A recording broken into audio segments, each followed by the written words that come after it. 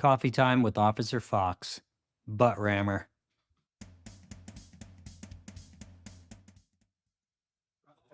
I was still a rookie officer, so it was back in 1989.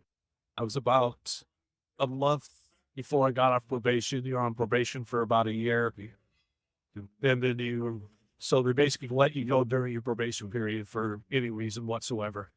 So anyway, my partner took the night off, and so I was driving the Dodge Stick, that patrol car in the Central District, and an officer put out.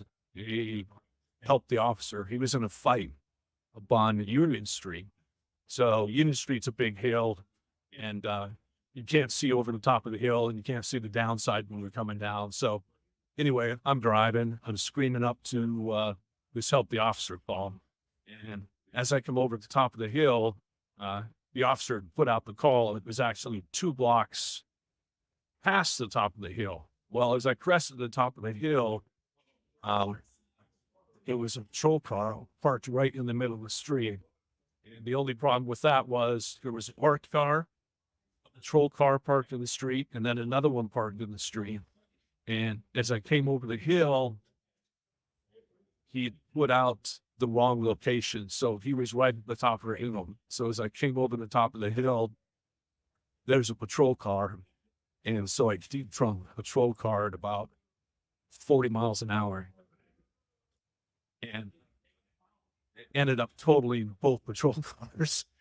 And again, I was close to a week. I think it was within a week of getting off probation. So that was not a good deal. So anyway, the 2 guys I de-trunked, they were both seasoned veterans. One had about 10 years on, the other one had about 2 years on.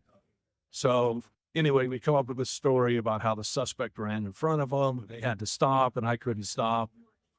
So anyway, our supervisor shows up, and we're talking. So we tell him what happened. And the supervisor looks at us. He goes, "I'm going to get in my patrol car, and I'm going to drive around the block."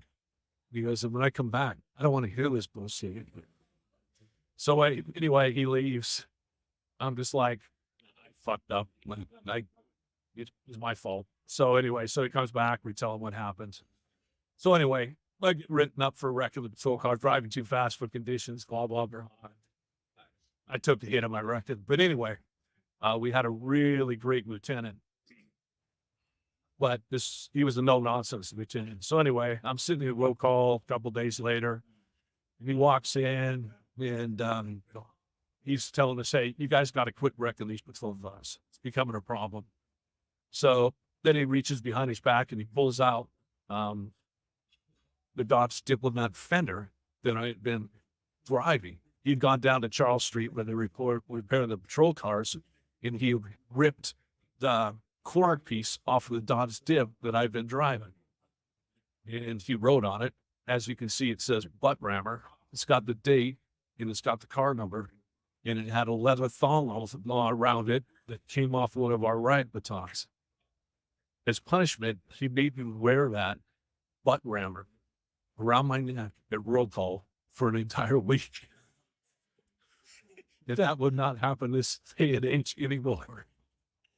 So for the audience, if you're watching the video version of this, you're going to see a picture. I'm going to include the picture of what he had to wear during roll call. And it's quite the ornament.